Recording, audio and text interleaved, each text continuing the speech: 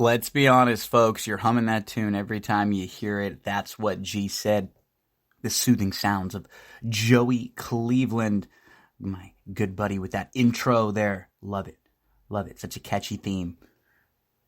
Going to be a heavy episode of That's What G Said.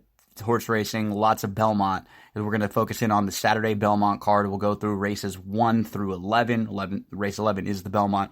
So we'll hit all 11 of those races, horse by horse analysis. Just a quick little intro here before we get in. It is June the 6th. You're listening to That's What G Said. Stop for 1 second if you can. Head on over to iTunes. Make sure to subscribe to That's What G Said and leave a little 5-star rating and a review if you can. It just takes you about a minute, and it is a huge help for me. Gives me the opportunity to keep doing all these shows for free. Helps me out with sponsors and helps branching the show out, getting new people to see That's What G Said. Really to hear That's What G Said, but to see the links to click on to hear, see to hear. That's what G said. Earlier, it's that game 3 of the NBA Finals, and Toronto wins on the road, going to Golden State. I did not see this one coming. I thought Golden State would take their home games. Even what we didn't see Klay Thompson. He did not play. We did not see Durant. We did not see Looney. And really, to be honest, we saw Steph show up with a great game. He had 47 points in their loss. He shot 14 from 31 from the field, and he made 6 3-pointers. He was 6 for 14 from 3. But it was still not enough. DeMarcus Cousins, he was only 1 for 7 in 19 minutes after a really good game 2. Iguodala, 11 points, 6 rebounds, 3 assists. Not quite enough. Draymond had a good game. He had 17 and 7. Draymond's been very good, but without Klay, they just did not have enough scoring. Really didn't. I'm not sure if I agree with it, but at one point, Jeff Van Gundy on the broadcast said that he thought this current team that the Warriors fielded and put out on the floor probably wouldn't have made the Western Conference playoffs. I mean, you figure with Steph and Draymond, you still would have a pretty nice shot, and then Iguodala. But yeah, I mean, maybe. The Raptors, this is the type of game they need. This is when they play well. We saw this in game 1 from them. When they get good contributions from Siakam and Gasol, get a little bit from Van Fleet. He's been really consistent. But today the key was Danny Green. He had 6 threes. He had 18 points. Danny Green only had a total of 4 3-pointers all throughout the Eastern Conference Finals.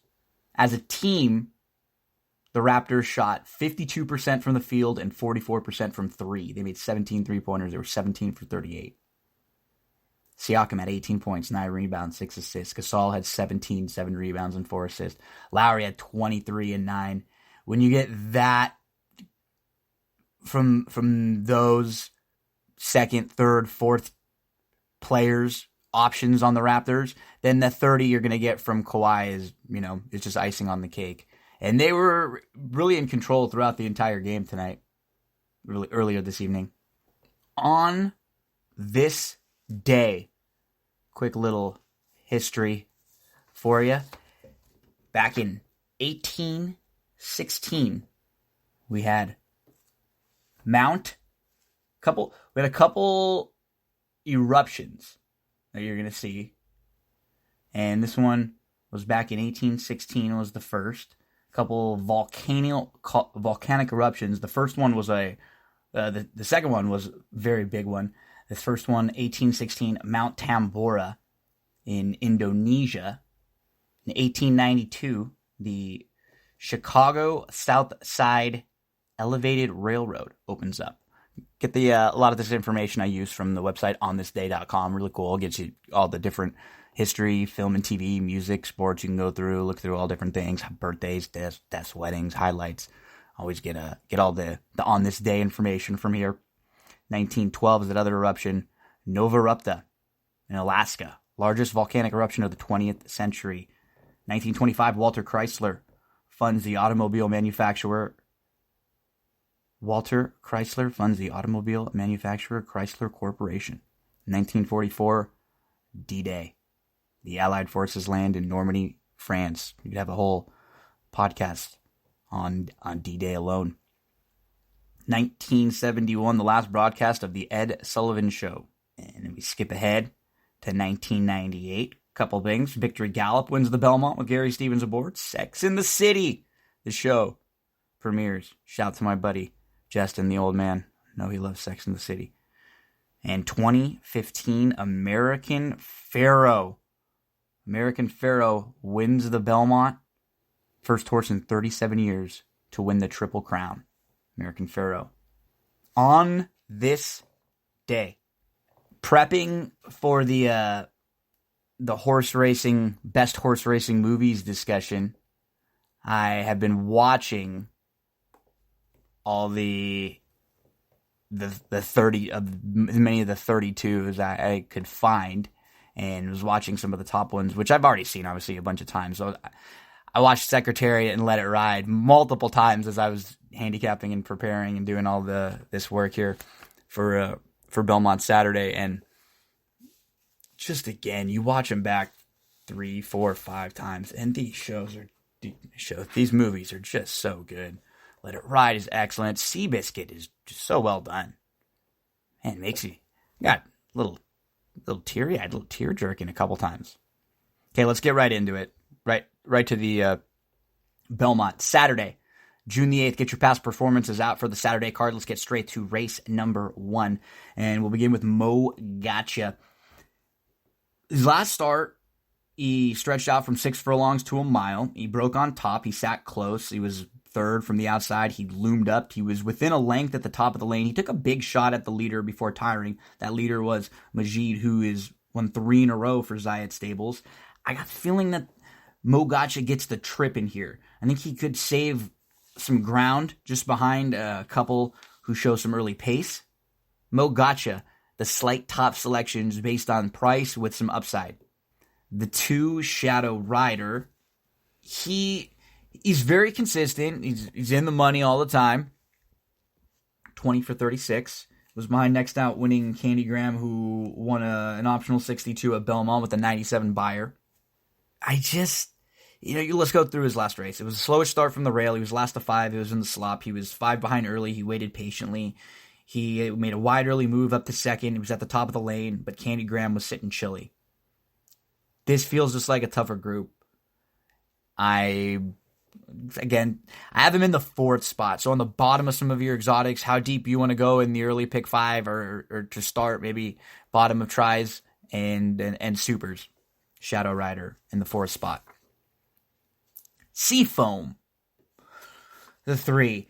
He's interesting. This is a horse who I have sometimes I'll have the most notes on horses that I'm playing against, and I'm playing against Seafoam in here. He was off 5.5 months from October to April, and he came back, he ran, and now he has 2 months off, a layoff after a layoff. It's just not usually a positive. Last out, he broke well, he settled mid-pack, he was 3 deep, he was 4 wide at the top of the lane. He tried hard, but he faded late. He has to prove it against Open Company, too. His best work has really all been against New York breds. He lost to a horse named Expert next out, who's really sharp right now, who won an optional 62 next out, and then was second against optional $100,000, optional claiming $100,000 next out after that. So couple productive races for Expert. And the 9th place finisher from that last start, Arthur's Hope, won an allowance at Parks with a 100 buyer speed figure. Need to see more against Open Company. Ventus, he was towards the back of the middle. He moved his way up to the outside gradually. He tried, but the rally was, but I can't even read my own notes sometimes. It was like the rally. But the winner of the race was Rally Cap, and Rally Cap had already snuck away. So he was an okay second when he was 6 3/4 lengths beaten. Now he steps up in class. Now he faces Open Company, and he goes the farthest he's ever been. So it just feels like he's overmatched, stepping up from 40 claimers to this spot. Principled feels like the one to beat. He is lacking a little bit of experience when you compare him to a horse like Potomac right next door. But Principled, his debut was fine. He was third. It was back in August at Saratoga. So he made start coming off of a layoff from August to May, and he flashed some speed from the outside. He sat just off. He was pressing. He was within a length. He moved to the lead at the top of the stretch. He put away the speed, and he held up a late challenge. He was getting tired, but he had every right to. He was off the bench. He was right up on a quick pace, involved early on. Still a nice win. I think there's some upside here. So to me, it looks like the 1 and the 5 have the upside. I'll take shots against them, with them against Potomac, who is looking for his 3rd in a row, and he's a 6-time winner, stepping up from 50 claimers. You look back on March the 30th, the 8th place finisher dropped in for 25 and 1. And he had a slow start. He won a little stakes race. He was last of 9 early. He was inside. He was 5-6 off. And he stayed inside. He moved up into the tooth path. He looked like he was done before the top of the lane, but he found a second gear. He re-rallied and he wore down Hall Anchor. Hall Anchor won a first level allowance, next out by 7 3/4 lengths. He earned a 100 buyer speed figure. When doing so, it was just a field of 4, though, that Hall Anchor defeated. Then Potomac won that 50 claimer at Belmont. I have him 3rd. Slightly against him on some spots, just in that I have the 1 and the 5 with some upside. I think the 1 is probably the one to bet if you can get over like 7-2 or so. So 1, 5, 6, 2 in that order in race number 1, 1, 5, 6, 2. What I will say is that the early wagers will play a pick 5 at Belmont early on. They look like they could be really chalky. So just be careful if you're playing, anything early on. You don't want to. I wouldn't recommend playing 5 by 5 by 5 by 5 or 4 by anything like that. I'd recommend if you want to play with a certain bankroll, play a smaller ticket and play that multiple times. It just looks like that's the best approach in the early races because it could very easily be all favorites. And that happens sometimes on these big days because the best horses in these higher class races generally show up and run well. And some of these races are small. The later part of the card seems like the more wide open, better races to find a little bit more value or to find a price. So race 1 at Belmont Park, 1, 5, 6, 2. Let's go to race number 2. Belmont. This one is maiden special weight going 1.25 miles. You don't see a lot of maiden special weights going 1.25 miles. It's a little bit farther than normal. Start from the inside with the 1 over Bold. You can start in his 4 races in his career. He has a couple legitimate excuses for the 2 poor performances. You go back to his December 30th career debut and just put a line right through it. He had a tough start. He was behind a solid next out maiden special weight winner. Just the debut. Comes back and runs well behind Clint Maroon, who won 3 in a row, and that's a stakes winner. You see Social Paranoia in the past performance running line. That one is multiple graded stakes placed. So, tough debut when he hops at the start, comes back, runs pretty well on February the 6th, and is a fine 3rd after flashing a little speed. Then on March the 30th, comes back. He's on the inside. He's jumping a bit early on. He's close, though. He's 3, 4, 5, 5th spot. He's just 2 off, but he's in tight. He's always wanting to go. But he got steady. He got bumped around. He did have a legitimate trouble. Comes back after the trouble, shows speed, led the way early, hung around for 3rd. Not bad. Value proposition who won that race, tried grade 3 company next out. I think he fits in here, obviously, as a contender. I don't love him on top. I have him picked 3rd over Bold in the 3rd spot. The 2 better Taprit. The Barn Asmussen is 10 for 96 with first-time starters on the turf, so that's 10%. That's $1 with a 158 ROI. With firsters going long on the grass, they are 5 for their last 31, 16% with a 265 ROI. They have a lot of good prices too going long on the grass. It seems like I don't think people expect Asmussen to be able to win going long on the grass first out. They only had, out of those 31, only 4 of those horses were under 2-1. many good prices. They've won at 19-1, over 5-1, and just under 7-1. But all that being said, this is a 1.25 miles first time out. That's going to be pretty tough. So I think it's probably a little bit too much to ask for better tap at first time out. The Dam won on the grass at Dundalk. This is the first foal to race. Let's go to Creative Genius. The 3 didn't have to deal with Compound It today, who has outfinished him in both of his starts. He's going to try the grass for the first time. The Dam won on the grass. The Lone Sib never tried the grass. Most recently, he stretched out from 6 furlongs to a mile. He saved ground on the inside. He was 4th at the rail. He was 2-3 off. He moved up, but he could only get within about a length before Compound It kicked away. Trying the green for the first time. The 4 looks like the one to beat in here, No Man's Land. I just don't want to take too short of a price on him. He's obviously got a major experience edge in that he's been 1.25 miles his last 3 times. He's been 1.5 miles also.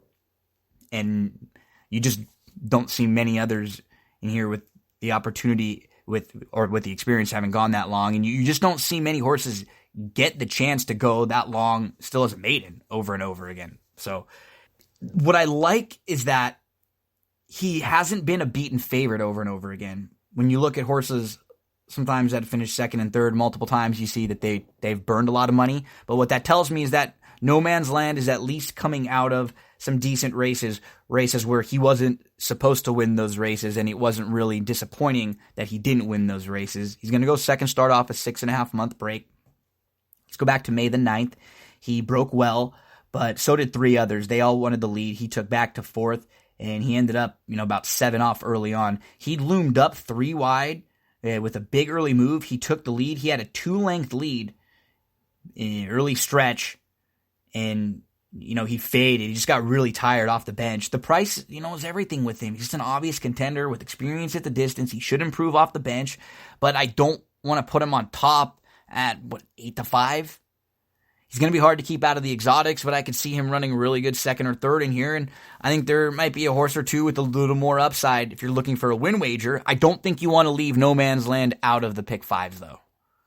Just from if you're betting this race individually, you maybe try to get a horse on top of him in the exotics. If you're playing the pick 5s, pick 3s, any kind of rolling exotics. I know pick 4 also starts in race number 2. You probably don't want to leave him out. Let's go to C Mast. There's the 5 in here. His last start, he sat close. He was 3rd. He angled out 3 deep of 4. He got bumped around a bit. He looked done, but he came on again. It was solid, but he does face much tougher today. He was 2nd at 59-1. The winner was 37-1. They were the 2 longest shots in a 9-horse field, and that was a nice exacta completed there with a 59-1 shot and a 37-1 shot. C-Mast, back on January the 9th, it was a softer race, but there were 4 next out winners in that race, so at least it was a productive, softer race. A little against it in here, just 'cause it feels like he's just in a little tough. Tulaga Bay, the 6, comes out of the same race that C Mast comes out of, and he now has the blinkers. He broke out a bit, but he was up to battle for the lead. He really did try hard. He had the lead and was right in the mix about a furlong from home. And I would not be shocked to see him, showing some speed in here. We'll see how far he can go, but he's on the improve for sure. To be honest, I would actually prefer him over C-Mast coming out of the same race if you're looking for maybe an underneath price horse to complete some of the exotics. Tough to really get to Azendine. Has been beaten repeatedly against claimers. Likely just forwardly placed in here. My top pick, and someone who I think could be a nice price at maybe around 8-1 or so, is the 8, the Mormon Mauler. Mormon Mauler was out of the May 19th race at Monmouth. Was not in the same race though with Tulaga Bay and with C-Mast and with Ironwood. The Mormon Mauler was 3 deep for almost a half mile. Got up to second, was just off, got to within a length at the top of the lane before tiring. I thought that was a good effort. Plenty of room to improve off that.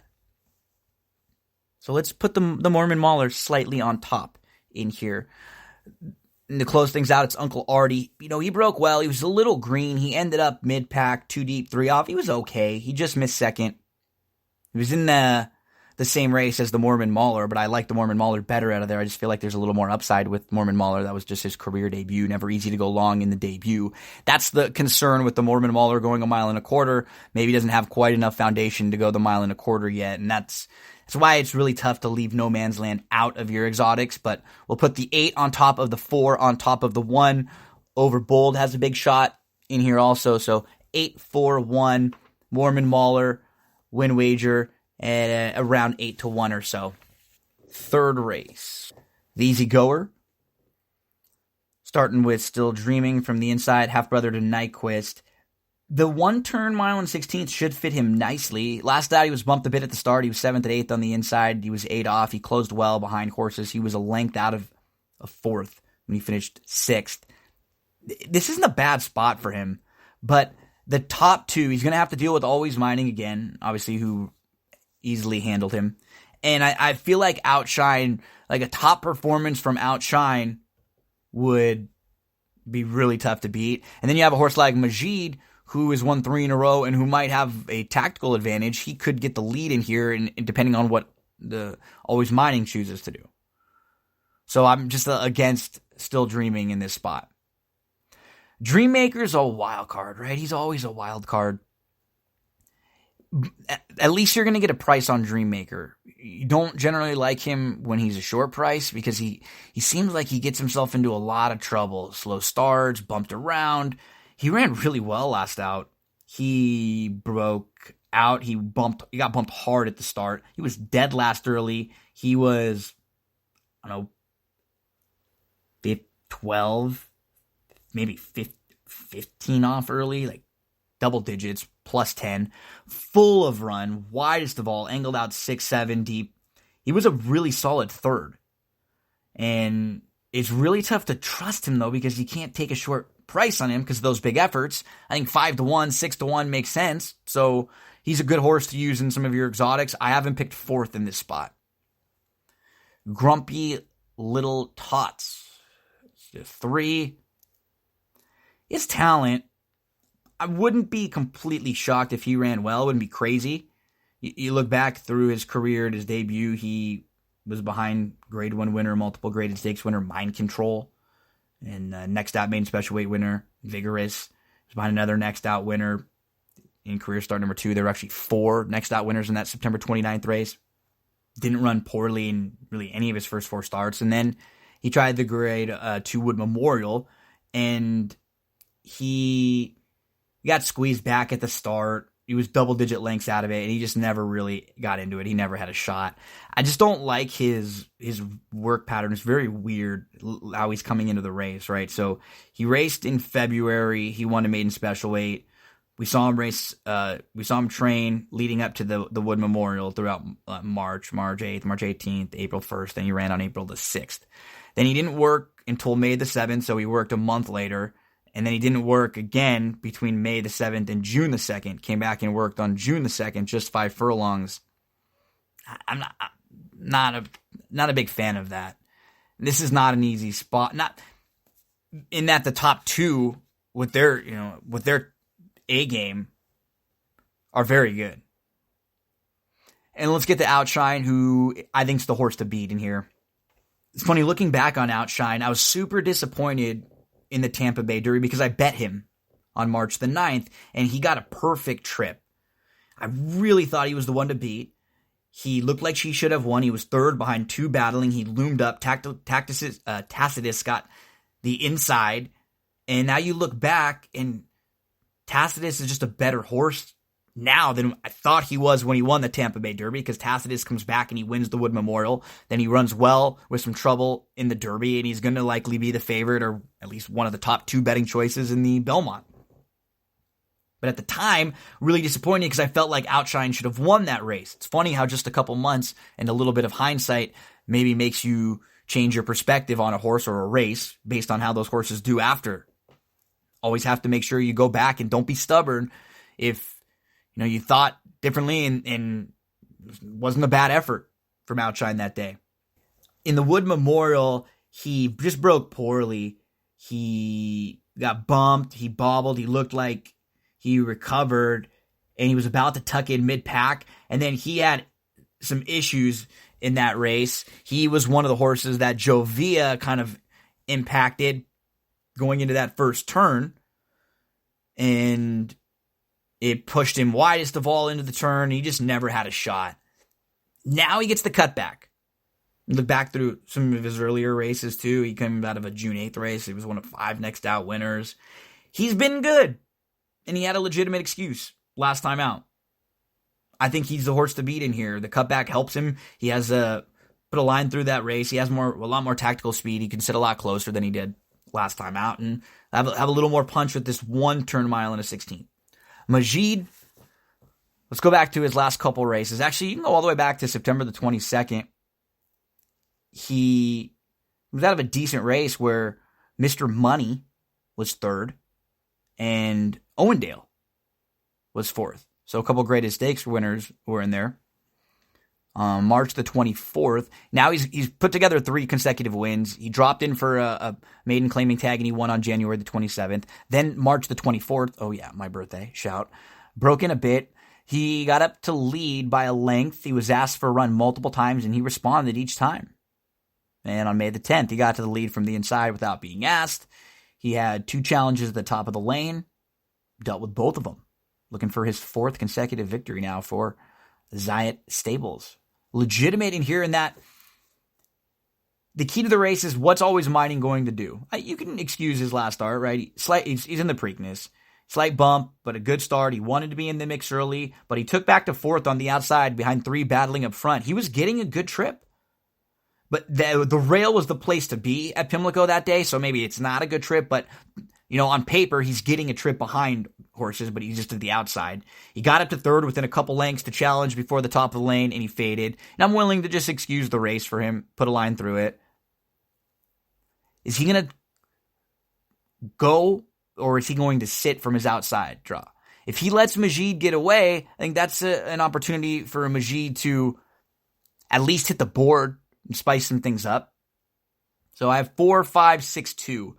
As Always Mining looks, very classy. But Outshine, to me, looks like the one to beat. So we'll put Outshine on top of Majid, as Majid might be able to sneak away with Always Mining, going to be tough. And the 2, rounding things out, Dreammaker. Now the wild cards, you never know what you're going to get with Dreammaker. And keep an eye on him. He's one of those horses that if he floats up and he's above 6, if he's up at 8 or 10 to 1, definitely start including him in more of your exotics. It's always one thing, unless it's like a bunch of first-time starters or maiden special weight races or these like real buzz horses, I don't worry if a horse I like is not getting bet if they float up. That's a positive, I always think. I want to go play them. Let's get to... Gotta give a shout, as we can, to Easy Goer. Easy Goer, the stakes in the 3rd, named after Easy Goer. 14 for 20, 4.8 million for Shug McGahee and Phipps. 5 seconds in the 3rd. He was never worse than 3rd. He was a 10-time graded stakes winner and 8 wins at Belmont Park, including the Belmont. He won the Champagne, the Wood, the Belmont, the Whitney, the Travers, the Woodward, the Jockey Club Gold Club, and was 2nd in the Derby, the Preakness, the Breeders' Cup Juvenile, and the Breeders' Cup Classic. How about a horse who was in some big races, and who had some success at Belmont Park? Race number 4, Just a Game. Grade 1, Just a Game. This one is named for Just a Game, 14 for 28. Won the New York in an allowance race at Belmont Park. And the 2nd in the Flower Bowl, was 2nd in the Manhattan. 5 of these exit the Grade 2 Distaff Mile. You also have 3 that exit the Jenny Wiley. So a lot of common foes. This is generally the case in these turf marathons. This is the Grade 1 Just a Game, going a mile on the turf for fillies and mares, 4-year-olds and up. Started with Daddy's a Legend. He's coming into this race I think, set up very well. He will go second start off a 5-month break. He should be ready to step forward. He'll save all the ground from the inside. Most recent start, May the 4th, he broke well, but he was in some traffic right away. He ended up third from the back. He always was traveling well, though, and he had to kind of maneuver his way through the field. It was very eventful. He just missed second. It was a solid effort.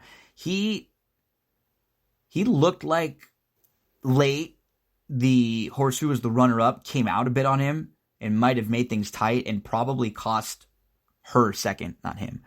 Probably cost her second. Daddy is a Legend. Saves all the ground. She comes rolling. But is there enough pace for her to chase in here? That's the key. On paper, I just don't know if it's going to set up well for a horse coming from off the pace. The 2, Bellevue, grade 3 winner. Daddy's a Legend's a multiple graded stakes winner. This is a good group. Bellevue's a grade 3 winner. Was away slowly. Was 2 from the back. Was 2 deep. Was up to 6 with about 5 off. Just really never had a shot chasing Lone Speed with that kind of a trip. She was behind Rushing Fall. She was also behind Got Stormy.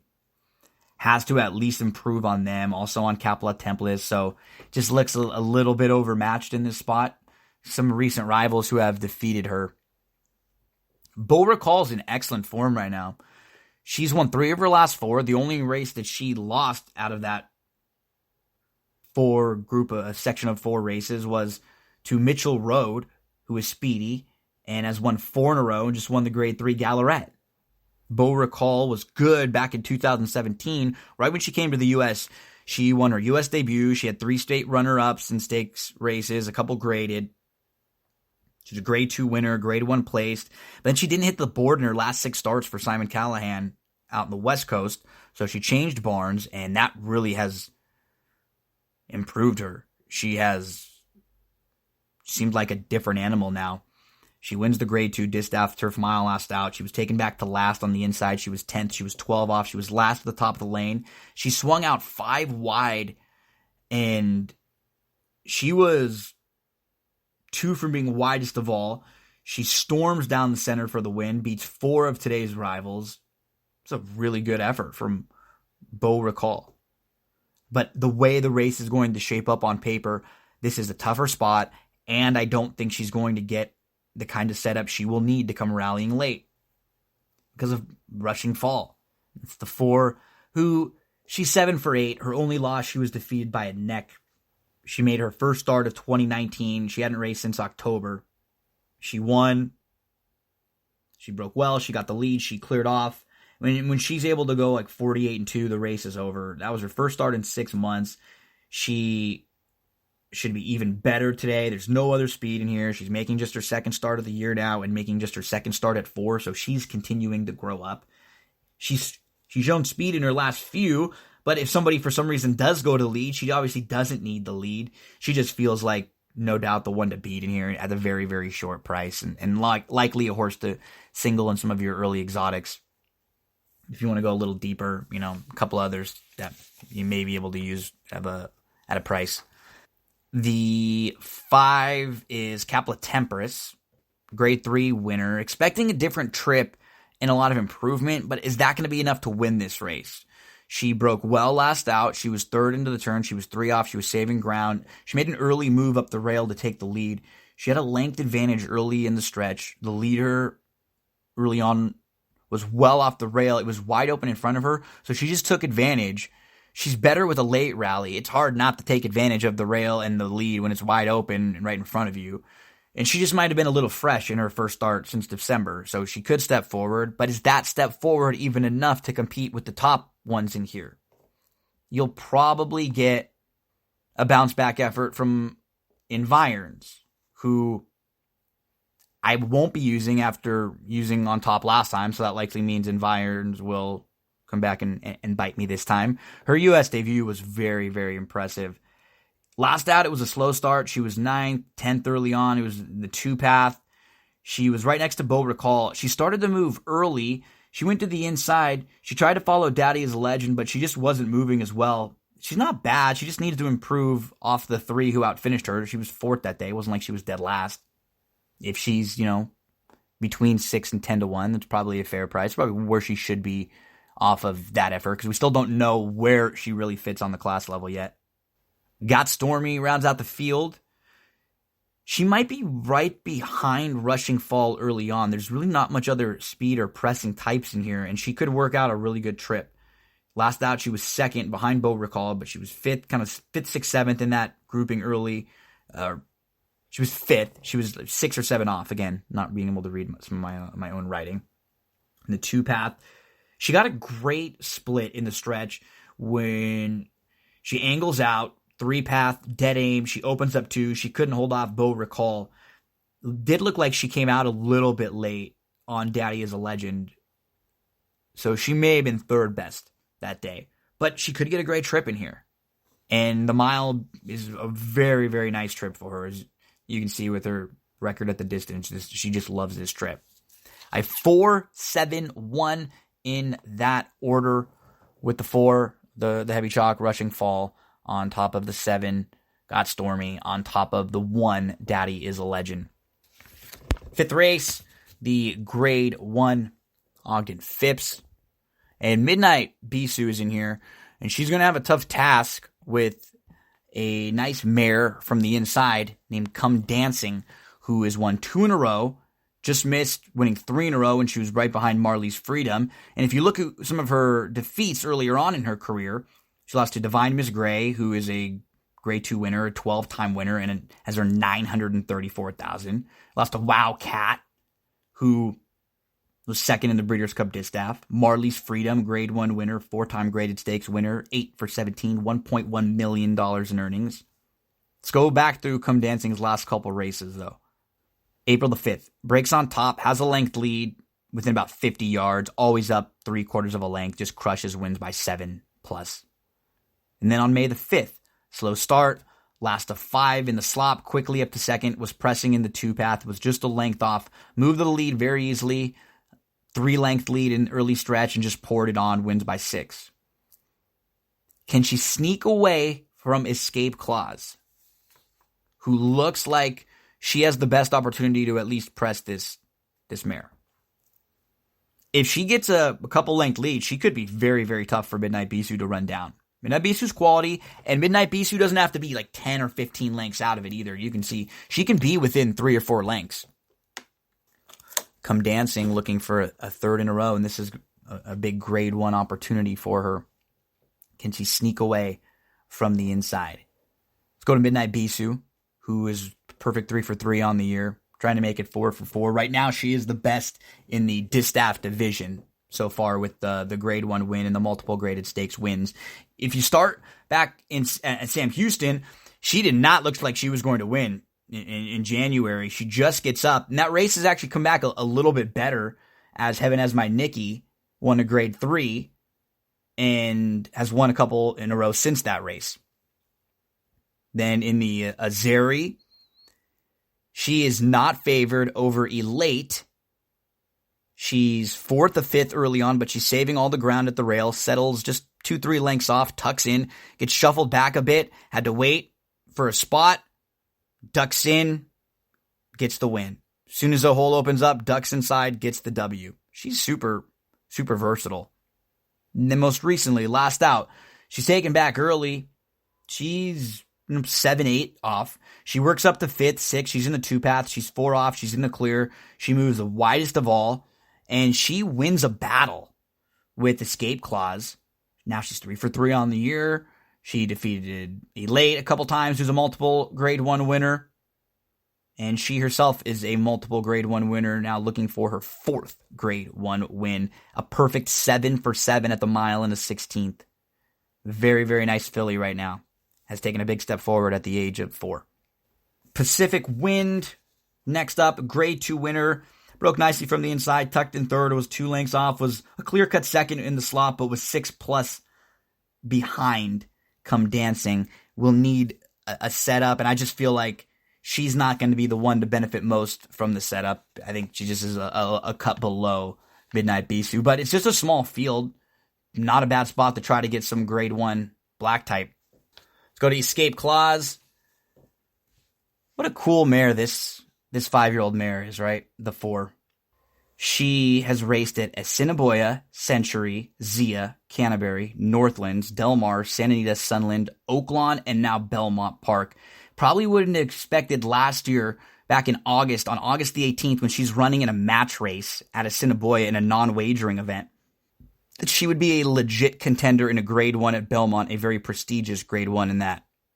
She had 8 straight victories at lesser tracks, and so they decided to take a shot down in Southern California. So she comes over to Del Mar, and she runs second, but she gets put up and placed first via disqualification in a stakes race.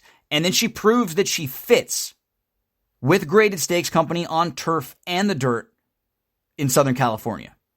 Last time out, she flashes speed. She settles in second. She's 3 lengths off. She moves early. She gets up to take the lead with Midnight Bisou right on her heels. She turned Bisou away early. At first, it looked like she was done. Then it looked like Bisou was about to draw away. But then Escape Clause battles back. It was a really tough beat for anyone who had played Escape Clause and backed this mare. She just ran so great. She's very honest, very consistent. She deserves a long look in here. And I'm actually going to have Escape Clause picked really second, because I'm just hoping that Come Dancing is just not quite as good as the top two. I think this will be a little tougher than she's had to face going the mile on the 16th, but she might have that pace advantage from the inside. So I just feel like Midnight Bisou is the best in the division, and she's just going to be really tough in here. So I think she's probably one of those chalky singles in some of the rolling exotics. And, you know, if you want to go a little deeper, you can go with the 4 Escape Clause. So the way, and then you have Mopotism on the outside, right?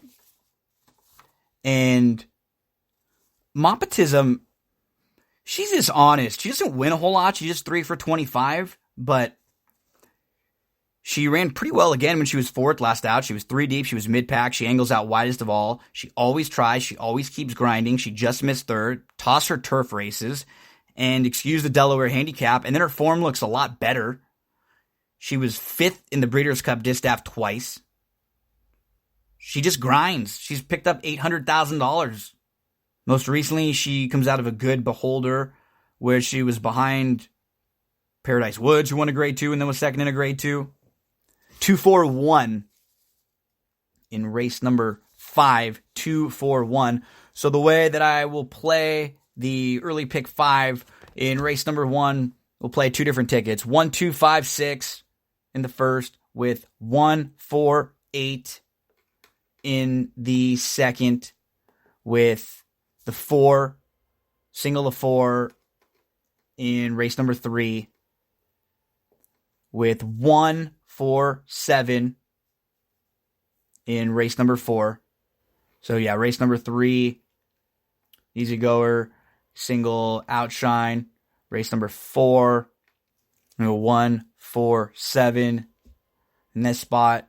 This will be the one where we don't single Rushing Fall. So we'll go 1, 4, 7 there, and then single Midnight Bisou on the end, the deuce. And we'll play another ticket where you go 1, 5, 6 in the opener, with 1, 4, 8 in race number 2, with 2, 4, 5, 6 in race number 3. So you can spread out a little bit on that ticket. In race number 4, this is where you single, and you can single the 4 Rushing Fall. And then to close things out, you go 1, 2, 4 in case Come Dancing does sneak away, or in case Escape Clause steps up. You could get some good value and rewarded there, and on a cheap ticket with some of the early races where you don't quite have to go as deep. Let's move on to race number 6, about halfway home now. This is the Jaipur, grade 1, 6 furlong. So grade 1 like this for $400,000, you know you're going to get some really legit good turf sprinters. Let's kick things off with Undrafted. Wes Welker owned and named Undrafted. You know what he's going to do? He's going to take back, he's going to save ground, and he's going to come running. He had a pretty smooth start last time out. He was 6 of 7. He took back. He just had no shot chasing Lone Speed, the 1-5 favorite, going 23 to the first quarter. He wasn't far to second when he rallied. It really wasn't a bad effort. I have him 4th in here, and a horse who's going to come running underneath. Not a bad horse to play if you're looking for a price. And if he does, sit around that 12 to 15 to 1 price, he always needs a quick pace to set up his rally. But his best races are at this 6 furlong trip. So he should come rolling. He's going to have to save ground from the rail, try to find a way through, angle around maybe. The 2 is really interesting in here. That is Love the cutback for after trying a mile last time out. He had a good start. He was up to second. He was 2 off. He just could never, he was starting to loom up. He could just never get by the 35 to 1 pace setter. Nobody could. He had every shot, but he faded. There was very little difference between second and fifth. It was just about a neck. Now the cutback. Second off the bench. He hadn't raced from August to May, so he should have a lot more bottom now. On the cutback, a lot more fitness. And he has run well sprinting. He was second going 6.5 down the hill in the Breeders' Cup Turf Sprint at Santa Anita. I think he sits a good trip. So you have to figure one of the Miller horses is going to go in here. Can they go enough to push World of Trouble and make it a tough, quick, early pace for World of Trouble? I don't know, but I figure one of them, they both have speed. One of them is probably going to go. Belvoir Bay might be a little bit quicker. The 3 is Dirty. Dirty. Great name, right? He has been defeated a couple times by World of Trouble, but World of Trouble has major pace advantages lots of the time. He's the heavy favorite. It's small fields. He's, the one to catch. So Dirty always will be a type of horse who needs the right setup in order to beat a horse like World of Trouble. But if Belvoir Bay, Wild Shot, maybe even Yidu can press, then he gets a setup and can come running and pick up some pieces late. He broke out. He bumped a bit at the start. He settled at the back of the mid-pack. He was still 7th, 8th, middle of the stretch. He stayed widest of all, and he got up and actually a pretty easy neck win at Laurel on April the 20th. He defeated a horse named Completed Pass, who won a stakes race at Pimlico next out, and then finished second at Penn National. And the 9th place finisher won an optional 50 non-3 next out. Jidu, he was very good early on in his career, and he's kind of tailed off a bit late, but I think he's had some legitimate excuses. It's going to be his first start in 5+ months, but at his best, he would at least be pushing the pace and be a price in here and a horse that can hang around underneath. He's not completely out of this. Look at some of the horses that he faced. Good Turf Sprinters, Promises Fulfilled, Forensic Fire. Most recently had a smooth start. It was close up second. He was in the 2-path. He didn't really handle the first turn all that well. Seems like he wanted to go. He moved to the lead mid-stretch before tiring. That was back in December. So this is another horse who should appreciate the cut back to 6 furlongs and might be on the engine coming off the bench. Could be fresh and could be pushing World of Trouble. Try to steal it from the outside. Diamond Ops is next. Diamond Ops is the 5. Big price. Is only raced on the grass one time, so not an easy spot against some very experienced turf sprinters. He was a step slow from the rail. He was behind horses. He got shuffled back. He angled out, but he closed pretty well. He can improve, but can he improve enough in this spot to contend?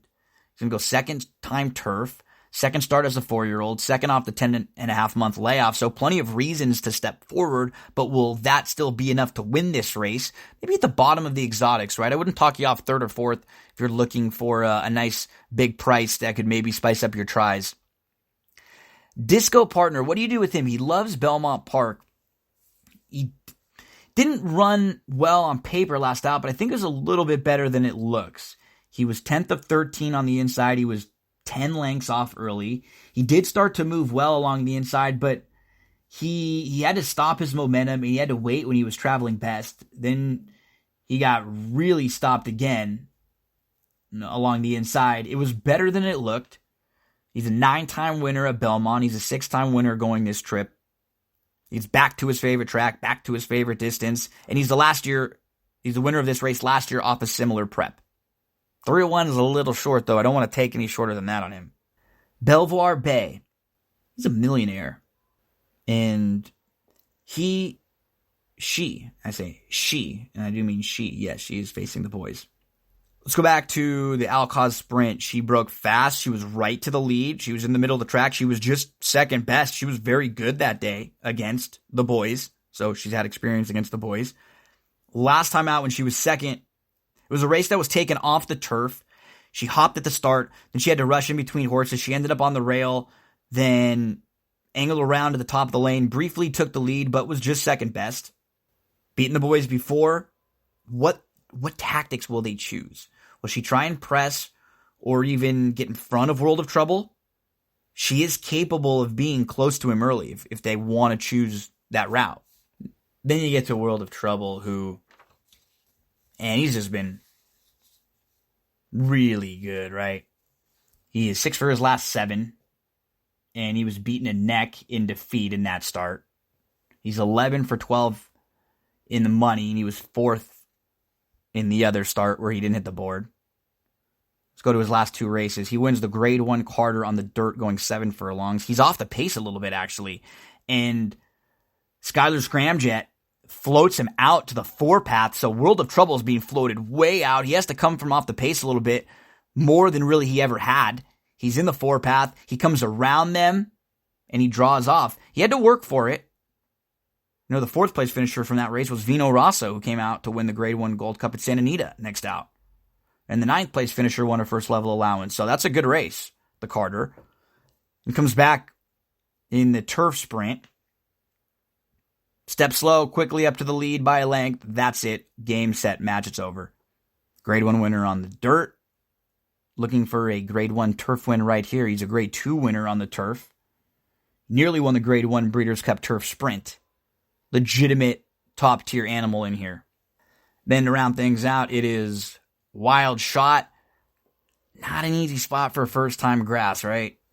Grade 3 winner, Grade 1 placed, multiple graded stakes placed, but all on the dirt, and that's all before August 2017. Not a ton of direct turf success in the pedigree. Just going to be watching him today. So, 6th race, 2, 8, 6 in that order. World of Trouble in the 6. Disco Partner. So 2, 8, 6. We'll also play a trifecta here with the 2 and the 8 on top of the 1, 2, 6, and 8. Might be worthy of a win wager if you can get around, I think over 6 to 1. That feels about right on 2, 8 with the 1, 2, 6, 8. And, maybe if you want to go even a little deeper, the 5, I wouldn't talk you off including that big price. Let's get to race number 7. This is the Acorn. On paper, this really looks like there is a lot of speed in here. 1 turn mile, we start with the Kentucky Oaks winner, Serengeti Empress, who was asked for speed. She crossed over. She was going very fast, but she was doing it comfortably, and she held off a challenge from Leora in the stretch. A couple of the other fillies just didn't really show. She didn't get pressed that much. He was going quick, though, and she was just doing it on her own. Can she deal with pressure from Cookie Dough, Fancy Dress Party, maybe Guarana, and Cece? She gets the rail draw, and I don't know if that will be easy for her with a lot of pressure to her outside. I'm against Serengeti Empress in here. Will likely vie for favoritism. With the resume, the Kentucky Oaks win coming in. Grade 1 winner, multiple graded stakes winner. The 2 is Geltrin, who was bumped at the start last out, was widest of all into the first turn, was 3, 4 deep, was slightly outside, and she was really just never closer than within 7 lengths. Slight movement up the outside. I needed to see a little bit more. She was good at Gulfstream Park prior to that, but she was 50 to 1 when she defeated Cookie Dough and Champagne Anyone. Need to see a little bit more. And there's Cookie Dough, the 3, who was very fast, opened up a length right away, and didn't really have to deal with any pressure in the Black-Eyed Susan. Went 47 to the half. I don't think she'll be able to go that in here with a couple other quick ones. She was clear by a length, and she just showed little resistance when the top 2 came running. Point of Honor and Eulalie. Point of Honor is nice, though. And Cookie Dough, I think, just bring some pace in here. Javi jumps aboard. Bell's the One is one of the prices that I really think is interesting. This race to me feels like a race that you have to go price because I'm against Serengeti Empress. The way the race shapes up, it's tough for me to love Guarana stretching out for the first time when all she's done is show speed. I'm more likely to use her in the exotics than I am Serengeti Empress because I think Guarana is maybe just a monster, maybe just a very nice filly, and sky could be the limit for her. We've only seen her once, and it was awesome. But Bell's the One's one that I have slightly on top. Put a line through the Keeneland race, the Ashland. Brutally wide trip in a small field. She just had no shot. Gave up a ton of ground. It's 4 for 4 leading up to that. And then last out in the 8 Bells. Stepped slow, but she recovered well. Was the back of the middle group. 7-8 off. Starts to move well. Splits horses. Ducks down to the rail. It's a really solid second. Had no chance getting the winner break even, who is 4 for 4. But really good effort from Bell's the One. Even at 10 to 1, she makes sense. And not 20. Her, from just a numbers and figures standpoint, Serengeti Empress doesn't have big ones. Doesn't have big ones. Doesn't have big figs. Guarana is lightly raced, but with that big figure, and even Cece, they'll take some money. But that's, they step up. You don't know if they'll be able to continue that progression against a little bit tougher. But, maybe how tough is this group or how tough is the division of 3 to 3-year-old fillies? With the 4 Bell's the One. That's why I put some of the prices on top in here. I don't think this is really a group of that many monsters. Don't think. Maybe we do have Guarana. The 5 is Fancy Dress Party, who is 4 for 4 and undefeated. Like, how do we knock him? But I'm going to. On January the 5th, he was right up on the lead. He's in the 2 path. He's battling. He puts that rival away early. He opens up. She wins nicely. Last out, she breaks well. She's right on the lead. She opens up a length in the slop. Grade 3 winner now. Proven in the slop. Feels like she's going to be in the mix early on, right? She's going to be pushing that pace. And now she has to go farther than she's ever been. She's never been past 7 furlongs. Got a little weary going 7 furlongs. Now has to go a mile. Proud Emma. Here's another one of the bombs that I like in here. And I think you use Proud Emma in all of your exotics with Bell's the One. Go throughout her career, and she has legit excuses. She lost to Kofivi early on. Very nice filly. Comes back, wins when she drops in for a maiden, claiming tag, wins next time out. She's second at Santa Anita, going a mile and a 16th in the slop, so she's run well in the slop if need be. Back again at 7 furlongs. So between the mile and a 16, 7 furlongs race, this is her wheelhouse. Mile and an 1/8 was a little too far on April the 6th. She broke well, and she's hooked 4 wide. Maybe it wasn't too far. Maybe she's just wide. She's 4 wide into the turn. She's 3 wide. She gets up to within about a half length, but she couldn't go with the top view, but she did keep trying. Now adds the blinkers. Maybe she doesn't have to be so far back. Proud Emma. And a big price. And if she's 20 to 1, then she's the win wager. It depends on, between the 4 or the 6. Then you have Guarana, who I think you have to use in the exotics because she's such an X factor. Her career debut was excellent. It was a good start. She was up to battle for the lead. She drew off about a half length, and she really just put them all away for a massive victory. She was heavy chalk that day. That was at Keeneland. That was in the slop, so it was in the slop. Take that for what you will. It could be very, very tough in here. And Brown goes right in to try grade 1 company. Queen of Bees. She's in that grouping of price horses that I like. So 4, let's hook up the 4 Bell's the One, the 6 Proud Emma, the 8 Queen of Bees with the 7 Guarana. So let's play those 3, and we'll try to hook them up in some of the exotics. Let's play a trifecta 4-6-8 with 1-4-6-7-8. 4-6-8 with 1-4-6-7-8. The price is on top, and then maybe you go backwards. You put the 7 on top, or you even want to box them with those prices with the 7. To round things out, it's CC, the number 9. It's really tough to knock CC. Her 2 race, she should be 2 for 2. She was out here in Southern California. Those races were both sprinting, though. Now she has to go a mile. She did beat 3 next out winners on April the 12th, a couple maiden special weights, and then a maiden claiming winner. May the 11th, she lost to a horse named Lady Ninja, who is a 5-year-old mare who has a lot more experience, multiple winner.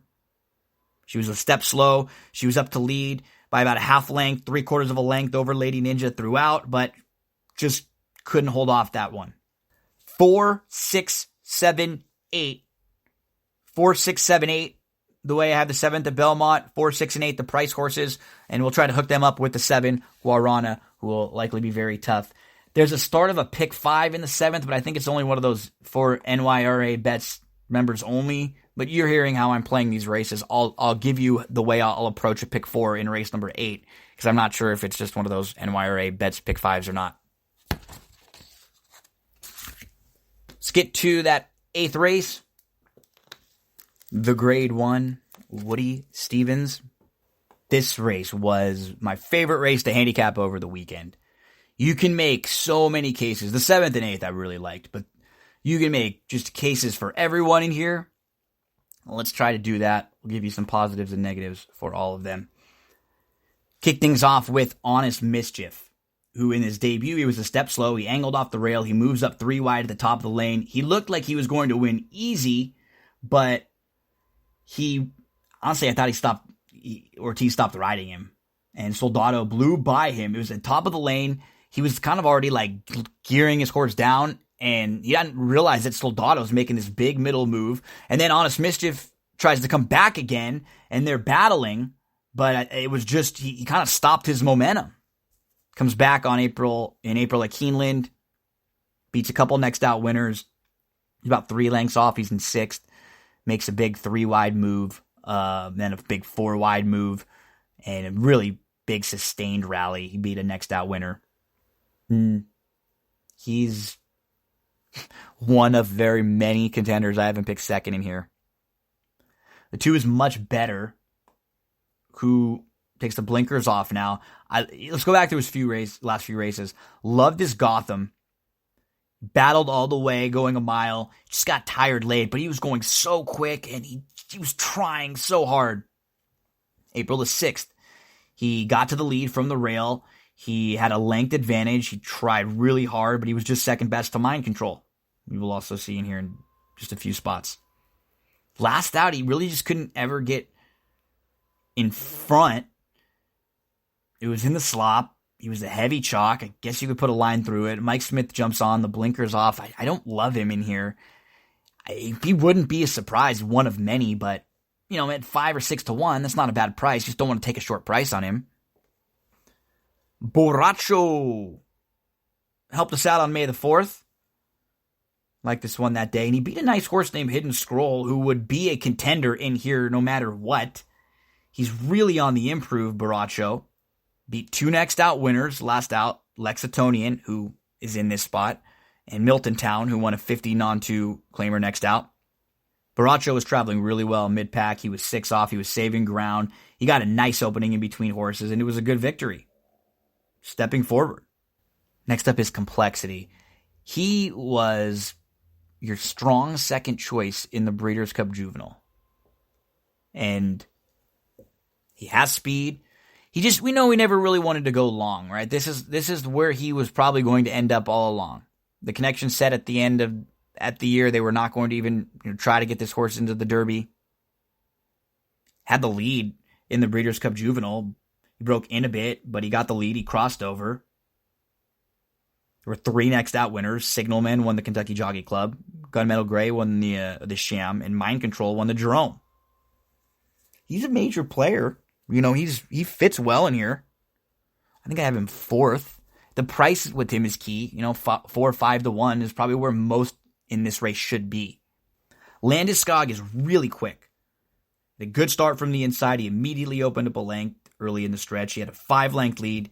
He just got tired. He's a clear-cut second behind Nitrous, who we'll see right next door.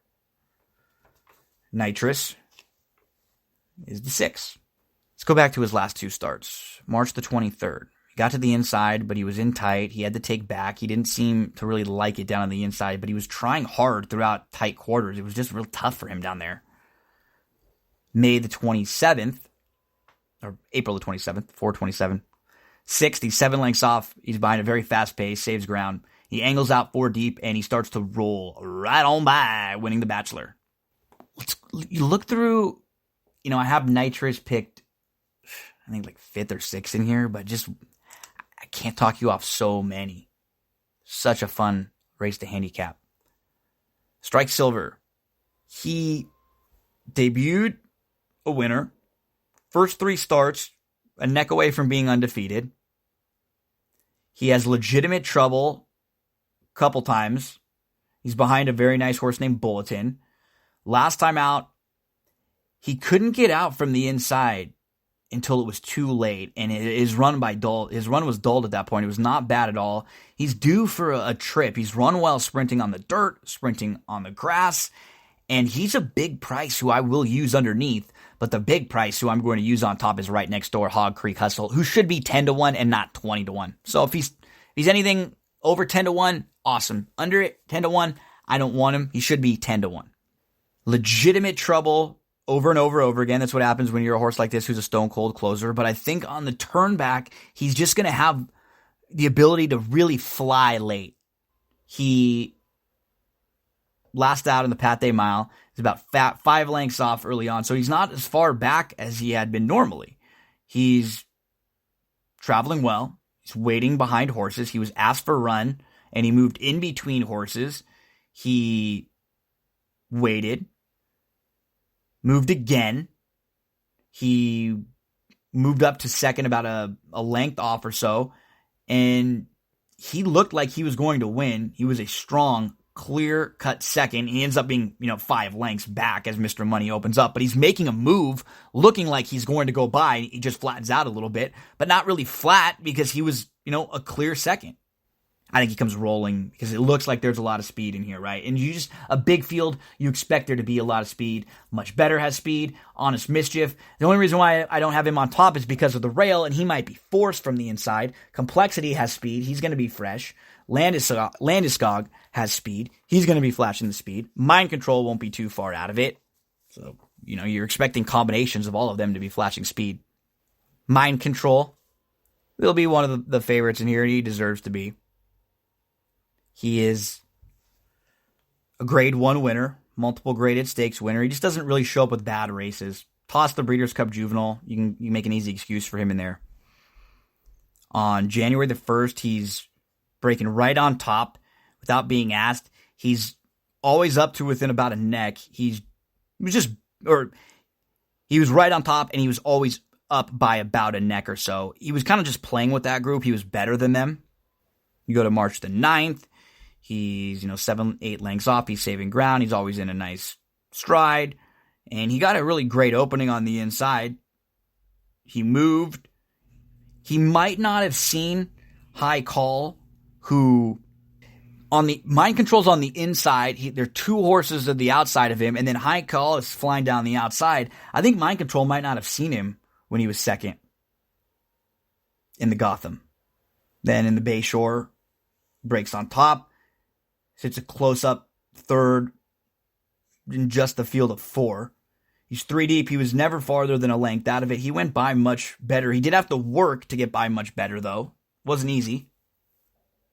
But he's gotten the better of much better. A couple times. 15-1 on the morning line on Lexitonian, who won the Chick Lang grade 3 last out. He broke out. He bumped a bit. It was a solid start, though. He ended up just 3 lengths off. He was tucked inside in the second flight. He angled out. He just got up in between horses. I'm going to make him prove it because he rode that golden rail on the undercard on Preakness Day. And I just need to see him in a really tough full field like this. I think the same can really be said for how I feel about Wendell Fong. On May the 12th, he settled 4th. He was 2 deep. He was 3 off. He was chasing much better. Call Paul, going sub 22. He had to work hard, but he got by Paul.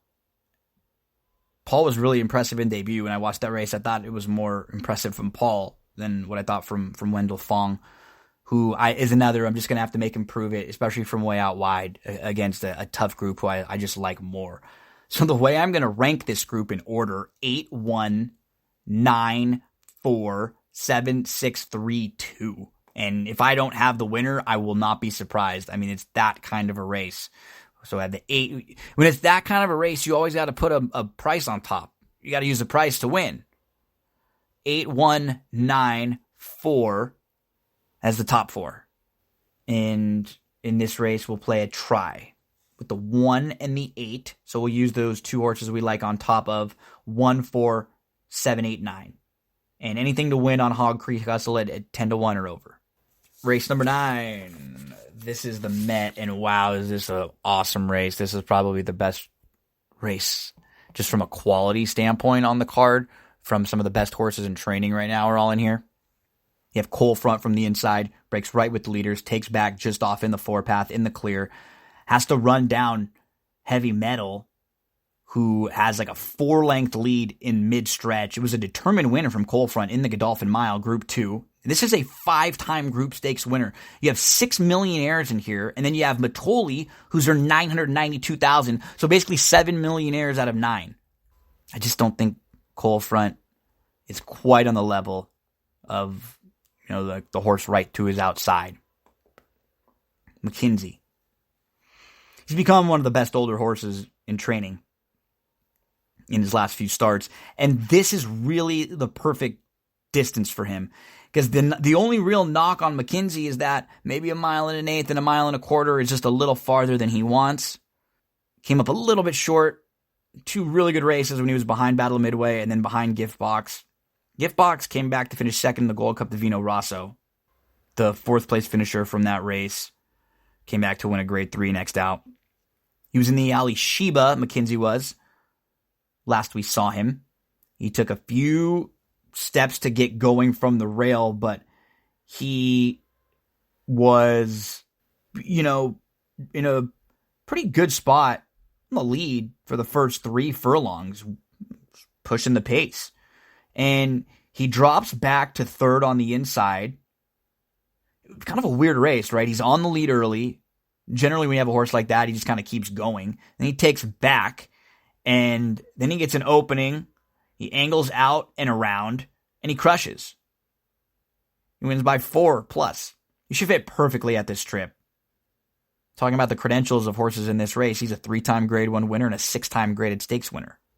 How about the Grade 1 winner, multiple graded stakes winner, who has won 6 in a row, Mitoli. Last out. I keep knocking Matoli, and I'm going to play against him again, and man, he is just so impressive. But what he did again last time out is he shut me up, and then I still don't know if he wants to go this far and if he can sit off the pace. Last out, smooth start. He was right with the leaders, but he sat 3rd. He was just about a half length behind the top 2. He was never more than a length behind. He moved up 3 deep before. He floated 4 wide at the top of the lane. He drew off late. It was solid. He proved he can come from off the pace a bit, but now he has to go a mile for the first time. And he has to face the best field he's ever faced at a track he's never been. I just don't know if he's up to that task. Thunder Snow. Not a typo. Thunder Snow has earned $16 million plus. Look at his last 8 dirt races. He has been in the Dubai World Cup twice. He's won that twice. He was 3rd in the Breeders' Cup Classic, and he was 2nd in the Jockey Club Gold Club. He's a 7-time Group Stakes winner, 4 Group 1s, 2 on the dirt, 2 on the turf. When he won the Dubai World Cup for the 2nd time last out, he just had a beautiful second early. He waited patiently in between horses. He was never more than 2 behind, kind of dropped back a little bit. He angled out 3 deep in the stretch. It took the stretch for him to get by Gronkowski, and he just got by him with a nose margin.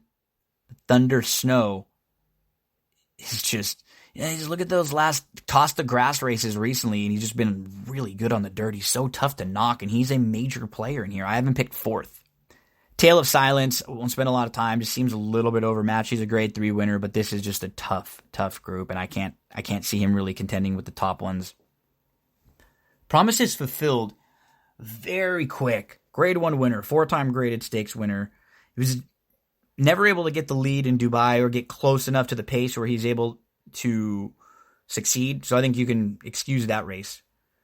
Last out, he's right on the lead. He's battling with Bobby's Wicked One. He moves up into the 2-path.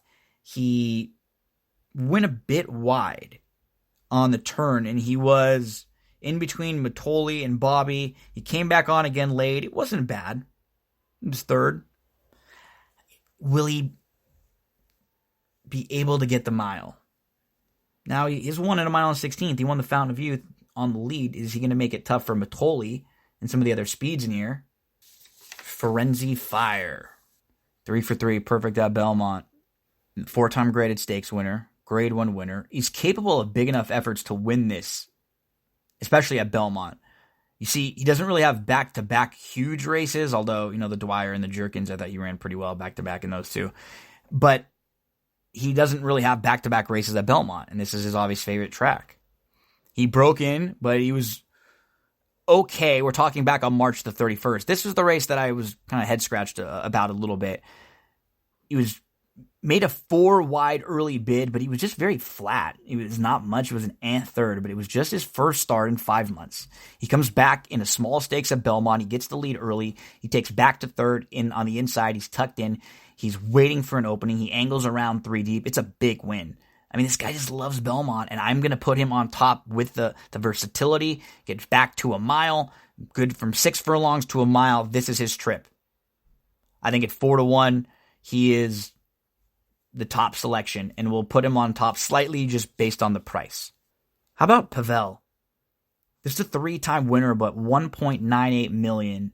He's another one who's run in some big races. The Breeders' Cup Classic twice, the Dubai World Cup twice, the Jockey Club Gold Cup, the Malibu, the Gold Cup, Santa Anita, the Pacific Classic, the Champions Cup, Stephen Foster winner,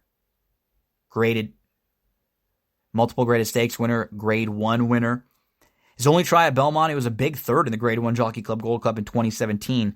This is just a much tougher field than that. He's going to have to get by Thunder Snow, McKinsey, who he's been behind a few times.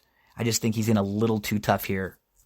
Prince Lucky to round things out. If you're looking for the price of the horse, the price of the race to use, I think it's Prince Lucky. I think he's the price horse. He doesn't like to slop, so if it's raining, pouring, put a line through. February the 23rd. He sat chilly. He was 3 deep. He always looked like a winner. He crushed Quip, and Quip came back to win the Grade 2 Oaklawn Handicap. On March the 30th, he sat third. He was just behind. He was tucked in. He had an opening. He pushed through it. He took the lead. No knocks. He was very impressive that day, and I think you can excuse his last start in the Westchester. He has a nice style. He can sit close. He has speed. Doesn't really need to be right on the lead. I don't think he wants to be too far out of it. If he's in double digits, he's worth including in your exotics, and he's worth playing. So we have the 9th race, 7-2-9-4 in this race with Frenzy Fire over McKinsey, over the 9, Prince Lucky, over the 4, Thunder Snow. Let's move on to the 10th race.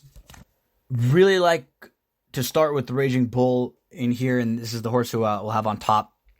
It's what I like right away, you can tell, I think Chad Brown's trying to make some moves to get some improvement from Raging Bull. Adds the blinkers, jock switch, third start off the bench, every right to improve off here. He's a grade 1 winner. He's a multiple graded stakes winner. Last out, he was taken back from the inside. He was saving ground mid-pack. He shuffled back, and he lost a few lengths. He wanted to get outside. He ran well late. He was chasing slow fractions. I think the blinkers on will get him involved a little bit closer. Doesn't have to be like on the lead, but just a little bit more focused too. He was a bit lazy. I'm expecting him to be closer, a little more aggressive, a little more forwardly placed. Top selection. And we'll make him a nice win wager at 6-1 or over. The 2 seems to be a bit overmatched in here. He is a grade 3 winner. He stole a grade 3 at Arlington Park on the front end. He actually ran pretty well when he was put up to third in the Arlington Million. But he hasn't raced since August. So I'm just going to give him a start. I need to see more. Robert Bruce is the 3. His first couple starts coming into the Chad Brown barn and coming into the U.S. were good, but he's tailed off a bit since. I think he needs a firm turf course. Let's go back to May the 4th. He had a good start. He was right on the lead from the inside. He took back a bit to second. He adds the lead in the stretch, but he just never really looked comfortable. All race, he's kind of hard-ridden. He's not really seeming to love the ground. He's much better on firm turf. Not really high on him in here. Kurbon, didn't love him last time out, but he ran so well, right? He got himself into a nice stalking spot. He was fourth. He was tucked inside. He was within a couple lengths. He waited. He angled around 3 deep with dead aim. He had the lead 50 yards from home. He was a really good second. He never runs a bad race, and he's proved he belongs with grade 1 company. But now he has to prove it at the 1.25 miles. Can he prove it at a distance, farther than he's shown success at? Kurbon. Wouldn't talk you off under. I'm only going to mention 2 horses in this race to use in some of the multi-race exotics. And Raging Bull as the one to win at 6-1 or over. Channel Cat is the 5. And you're going to go second off a 7+ month layoff. On May the 4th, he's had a nice third. He was not even 2 lengths off. He's in the 2 path. He's just outside of Robert Bruce. He kept trying hard. He was not far out of second, but the wide trip really did him in when he finished 4th behind Olympico. What I like about Channel Cat, wins at a mile and a 16th, mile and a 5/16th, and a 1.5 miles. Pretty versatile. Another kind of underneath horse that I really wouldn't talk you off. Not sure if he's quite good enough. Bandua, 0 for the last 6 in races that were not as tough as this. So we'll just kind of quickly pass on Bandua. Olympico. It's the 7. A slow start, but he got over. He was saving ground at the back of the pack. He ducked to the inside at the top of the lane. He moved in between horses, and he crushed. He was geared down late. He was an 18-1 winner that won like a 1-5 shot. He was one of 3 Chad Browns in that race, and he was 18-1. It was first time Chad Brown, first time U.S. How's he 18-1? That's what we all say when we look back, right? But he's one of 3 Browns. He's one of 4 Chad Browns in this race today. It's amazing that Chad can get a horse like this to come over and win off, okay form. It wasn't great when we saw him racing in France. Okay, not at like top levels. Comes over here, wins a grade stakes right away. Then you have another Brown, likely the best turf horse in training right now, and the heavy deserving favorite Bricks and Mortar, who's looking for his 5th win in a row. He has 2 losses, and in 10 starts, and in those 2 losses, he was beaten 3/4 of a length and 3/4 of a length. He has some versatility too, right? If they're going really slow, he can sit a little closer. Last out, he was 8th, 9th. He was just about 4 or 5 lengths off, though. He's in between horses. He angled out 4 deep down the center of the racetrack. Just a huge late kick, and he's even wrapped up late, winning that grade 1. Epical is the 9. He was sitting second behind a runoff leader, Hunting Horn. Never really made up any ground. He just kind of ran around in a circle. He needs to improve off of that effort. Sometimes you can excuse races like that with the runoff because it's not a typical pace and horses kind of get a little confused. And a horse like that runs off and they're sitting in the middle of the pack. And then we have Channel Maker to close things out. He's a multiple grade 1 winner. He's coming up on $2 million in earnings. He would be no shock. I just kind of like others more in here, right? He waited in 3rd. He was 7 off. He was 3 behind Epical. And he looked like Hunting Horn for a second was starting to get away and had a shot to steal the race. But then Channel Maker makes up like 5+ lengths in the stretch. Gets by, holds off 2 other challenges late, wins by a neck. It was good. Everything went his way. He kind of fell perfectly into it and held off. And I don't envision that happening again with a couple other tough animals in here. So in this 10th race, the 1 Raging Bull at 6-1, exactas with Bricks and Mortar, 1 and 8 exactas, and 8-1 or exacta boxer with the 2, 8-1, 1-8, 1-8, 8-1, and then we bet the 1 Raging Bull. Let's close things out with the Belmont.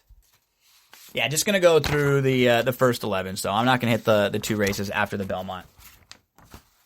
Let's start with Jovia from the rail. Jovia won the Long Branch most recently, and he was inside. He had the inside post. He got to the lead. It was just a field of 4. He's in the slop. He deals with pressure to the outside, and that presser takes a bad step, loses the rider. Only 3 horses end up finishing in that field.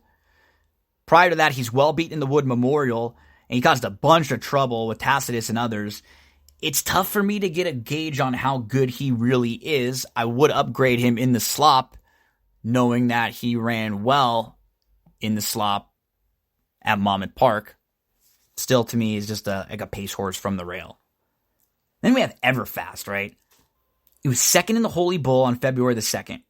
He was 8th in the Fountain of Youth, 9th in the Florida Derby, and 5th in the Pat Day Mile, where he was 60-1.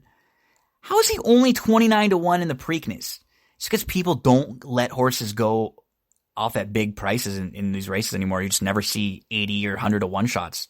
Horses don't ever even above 50. And in a smaller field like the Preakness versus the Derby, 29-1 on Everfast. He wasn't even the longest shot in the field.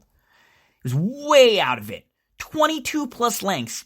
He's second last. He's staying inside, saves all the ground on that golden rail on the undercard. He moves in between horses. The golden on Pimlico Day, there's this golden rail we saw all day on the undercard. We saw it again in the Preakness with War of Will with Everfast.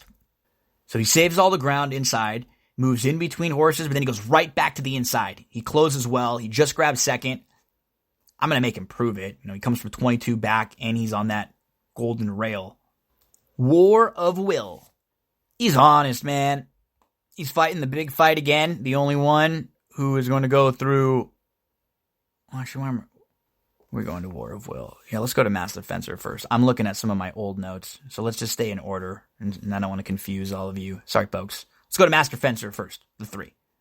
I liked what I saw from him in the Derby. He got slammed hard early on, but he was able to get to the rail. He was dead last at the top of the lane. He stays inside. He really ran on well in the Derby. He almost crosses the wire 4th. It was solid. No knocks. Now he's had lots more time to get acclimated to the U.S. Keeneland, he was training now at Belmont. But he stumbled into work and has an inflamed ankle. Since then, everything's been okay. I don't love when a horse comes into the race with some kind of issues like that. I'm going to put him 5th in the way that I picked this race, and I will use him in some exotics, and if he's 10-1, that makes sense. Where he should be, no less than 6, 10-1, what I would like, especially with that little hiccup recently. Master Fencer.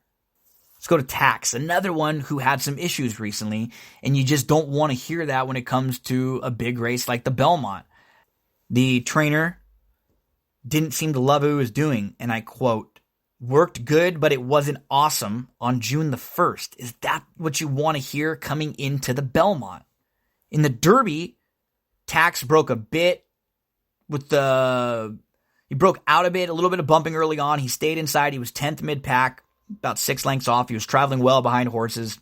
Once horses started to tire and back up, he had some trouble. He was kind of in tight quarters as they started to back up. It wasn't a bad effort. He actually has run very well in New York at Aqueduct. He's a grade 3 winner, multiple graded stakes placed.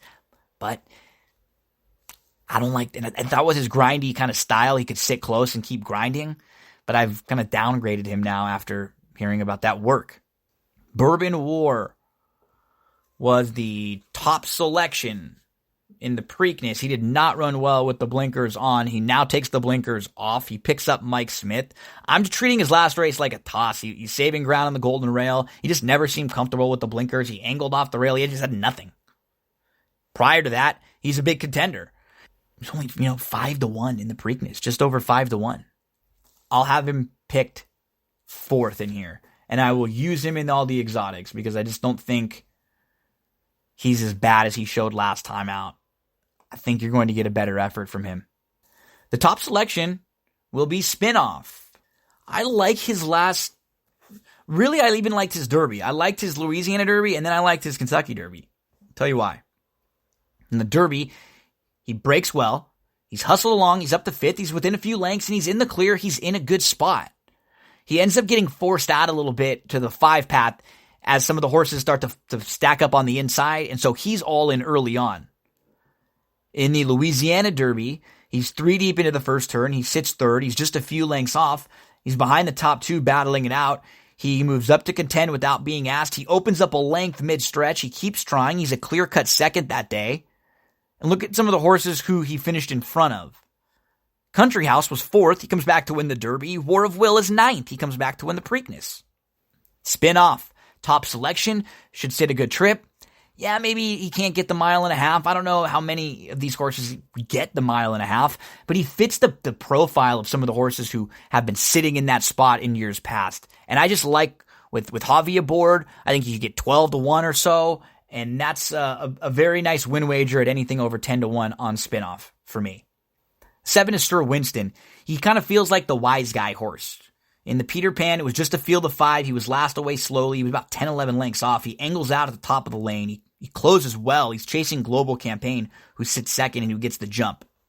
Does the late runner always pan out getting a little more distance, though? In fact, it usually doesn't. It's usually the horse who's able to sit closer, get a jump, kind of get a tactical edge on the group. So I'm a little bit against Sir Winston in the top few spots. Wouldn't talk you off him in like 3, 4 spots. And he was right in front of, 5 lengths in front of Intrepid Heart, who was 4th of 5 inside early. A stumble at the start, and that might have cost him. Maybe, you can excuse his start because the stumble at the start, and he wasn't able to, sit as close as he would like. And now they add the blinkers. Maybe they want to get him a little closer. It did take him a bit to get going. He never threatened. Sir Winston ran right by him. He just passed some tired horses. Did Intrepid Heart. His start wasn't great. I just didn't feel like it was that bad. I really didn't. War of Will. It's the trouble in the Derby, the obvious trouble. He was impeded, the whole reason for the disqualification, and then he comes back. Redemption in the Preakness with the victory. He sat a perfect trip. But the thing about War of Will is he was on that really nice rail, the bias, all the inside horses on that day at Pimlico all seemed to win.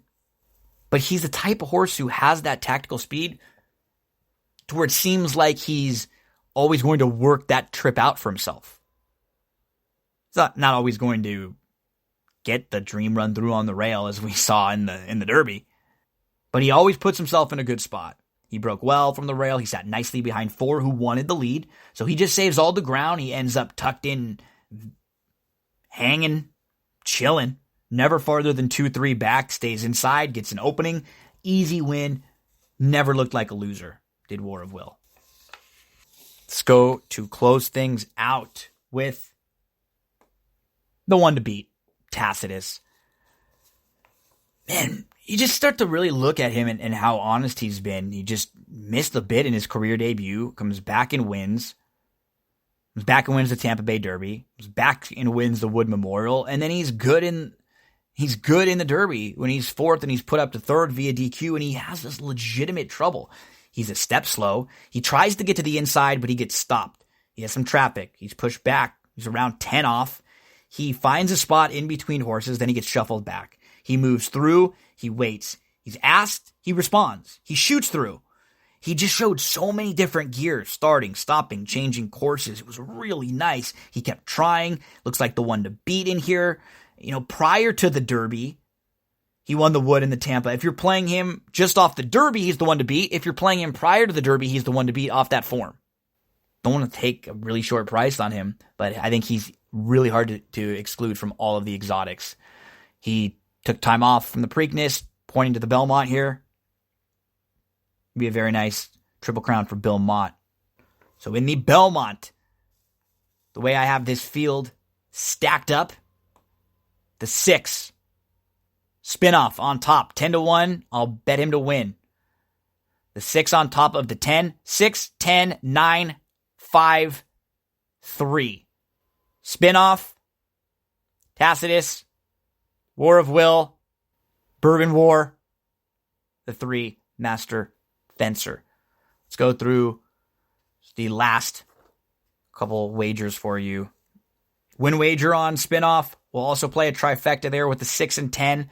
Spinoff and Tacitus over the 3, 5, 6, 9, 10 over those 5 horses we mentioned. So Spinoff, Tacitus over 3 Master Fencer, 5 Bourbon War, 6 Spinoff, 9 War of Will, and 10 Tacitus.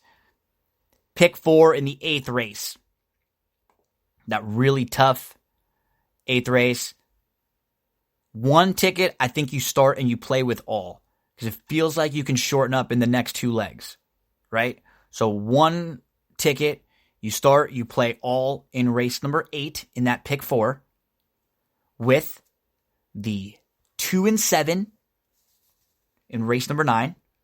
So that's McKinsey and the top selection, Frenzy Fire, with the 1 and the 8 in the 10th. So the logical Bricks and Mortar, going to be very tough, and the 1 Raging Bull. And then to close things out with those 5 that we liked, 3, 5, 6, 9, 10. Another pick 4 approach. Play this one starting in the 8th race. 1, 4, 8, 9. So we don't go all there. We just go 1, 4, 8, 9 instead with our 4 top selections. 2, 4, 7, 9 in race number 9, the second leg of that pick 4 sequence. 2, 4, 7, 9. McKinsey, Thunder Snow, Frenzy Fire, and Prince Lucky. 1 and 8, same 2. Those are the only 2 we're going to use in any exotics. Raging Bull and Bricks and Mortar in that spot. Bricks and Mortar are just so tough, and then I think Raging Bull is the one to try to take a shot against him.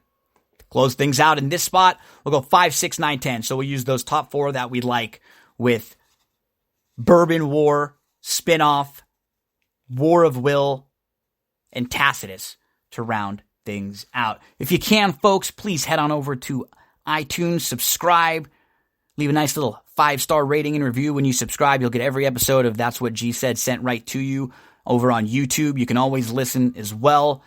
Best of luck. Hope you make a lot of money. And, win or lose, remember, it's about the process. So try to make the best, the smartest wagers that you can. And I will have a nice little recap of the weekend, but you probably won't hear another episode of That's What G Said till next week. I think you had plenty with these Belmont Friday and Saturday previews. So, it is about 5:30 a.m. as I'm finishing this up.